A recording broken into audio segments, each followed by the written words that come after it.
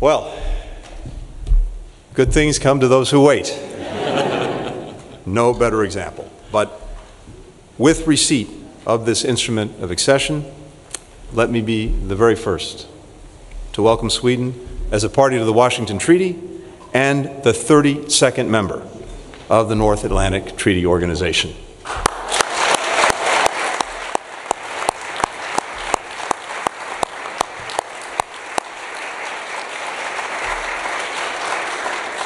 Prime Minister, to you, to my friend the Foreign Minister, a personal note of thanks for your extraordinary leadership, your extraordinary vision, and your resilience.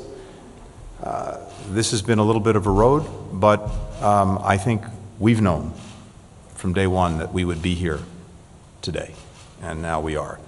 This is a historic moment for Sweden. It's historic for our alliance. It's historic for the transatlantic relationship. Our NATO alliance, our defensive alliance, is now stronger and larger than it's ever been.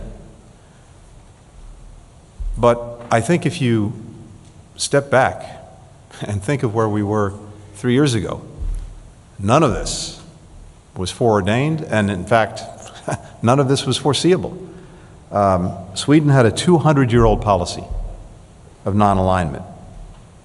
And before Putin's re-invasion of Ukraine in February of 2022, if you looked at the polling, less than 1/3 of Swedes supported joining NATO. This was part and parcel of Sweden's history. And then everything changed. After the invasion, 3/4 of the Swedish people made clear their desire to join.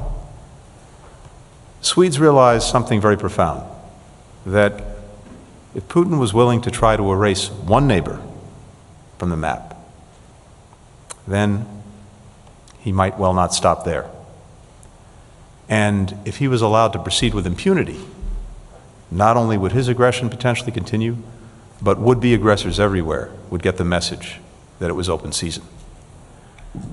And so the Swedish people stood up not only for their own country, but stood up to the common responsibility that we share to try to make sure that the very foundations of the international system that we all rely on to have peace, to have security, to have opportunity, when they were challenged, we were there to defend them. Sweden was there to defend them. And I think what this tells us even more profoundly is the reaffirmation of Sweden's democratic character. Change driven by its people, by its citizens. There's also no clearer example than today of the strategic debacle that Putin's invasion of Ukraine has become for Russia. We see a Russia that is now weaker militarily, economically, diplomatically. Its standing in Ukraine has changed dramatically, whereas before 2014, the first invasion, people were open to positive relations with Russia. Now virtually the entire society, and not just today, probably for generations, is turned against Russia because of its aggression. And fundamentally, our alliance is now, as I said, both larger and stronger than it's ever been.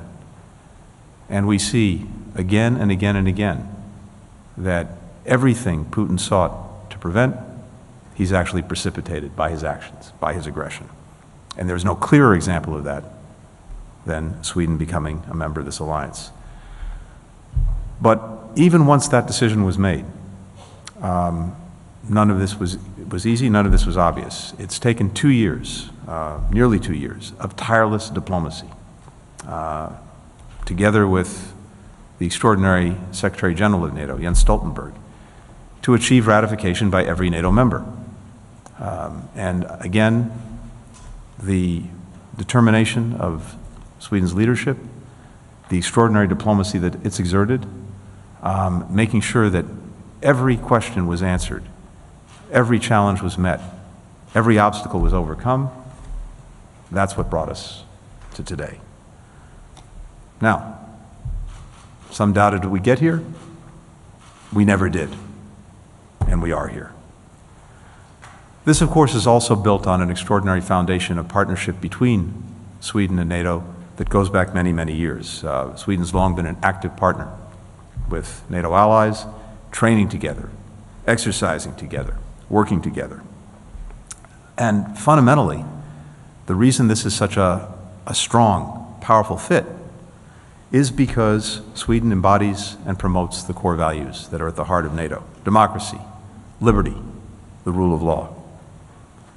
And it also brings some unique capabilities to this enterprise. Unique capabilities in the Arctic, the Baltic Seas. And this year, of course, Sweden will contribute more than 2% of its GDP to defense and continue to show the way for all NATO members.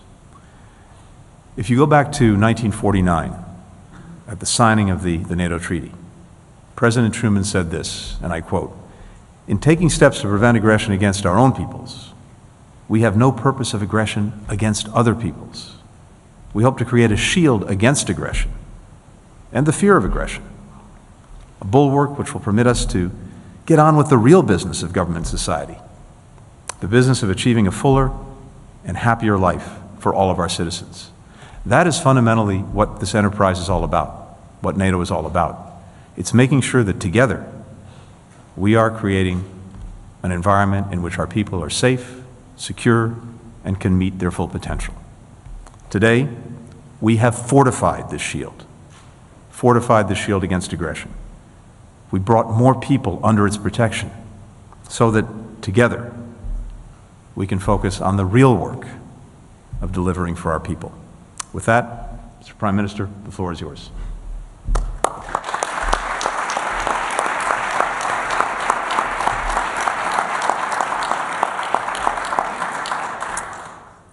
Thank you so much, Mr. Secretary. Anthony, thank you so much. Today is a truly historic day. Sweden is now a member of NATO. We are deeply grateful for the overwhelming bipartisan congressional support for Sweden's accession and for the strong leadership from the US administration leading the way on ratification and security assurances.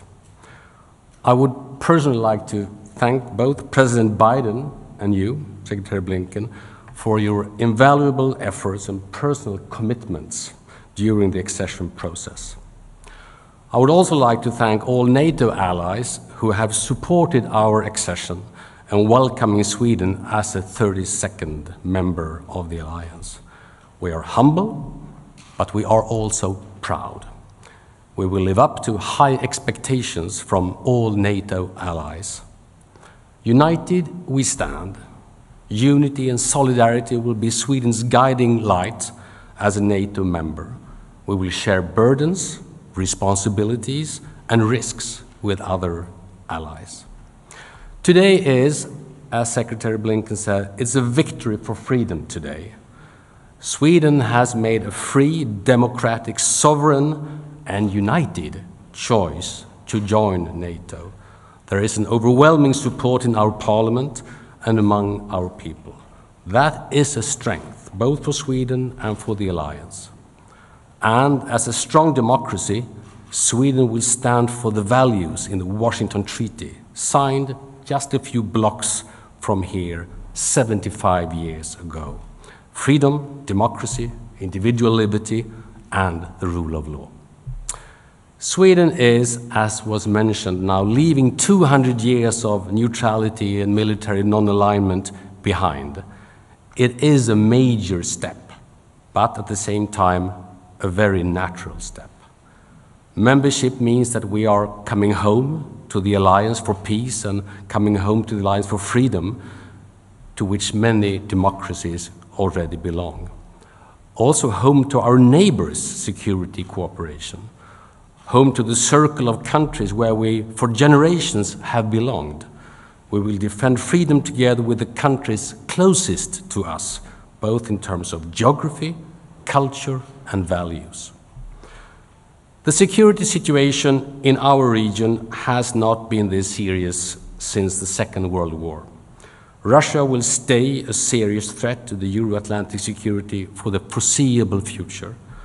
It was in this light that Sweden applied to join the NATO Defense Alliance, to gain security, but also to provide security. We have unique capabilities to contribute on land, in the air, at sea.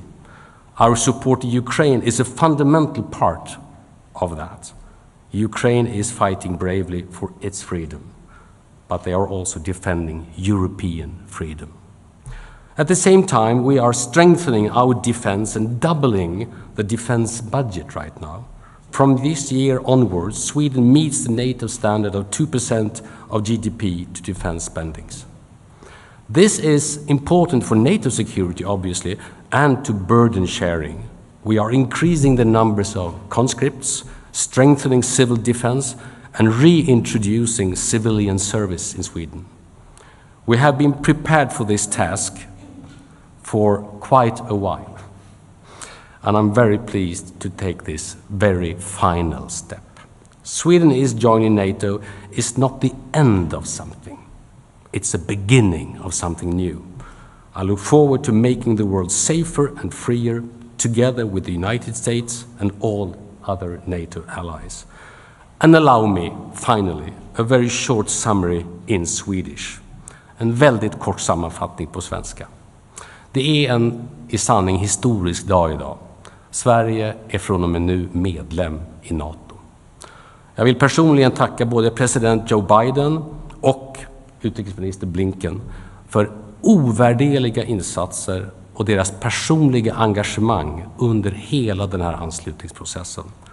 Sverige lämnar nu 200 år av neutralitet och militär alliansfrihet. Det är ett stort steg, men också ett väldigt naturligt steg. Det här är en gemensam framgång för Sverige. Det är en historiskt kort process som tidvis ändå har känts lång. Ett arbete som har krävt otålighet och uthållighet i skön förening. Den här dagen är en seger för friheten. Sverige har gjort ett fritt, demokratiskt och självständigt val att gå in i NATO. Det finns ett överväldigande stöd för det i vår riksdag och hos det svenska folket. Det är en styrka för Sverige och för alliansen. Ett svenskt NATO-medlemskap är inte slutet på någonting. Det är början på någonting nytt. Jag ser fram emot att tillsammans med alla allierade och tillsammans med USA göra världen säkrare och friare. Thank you all so much.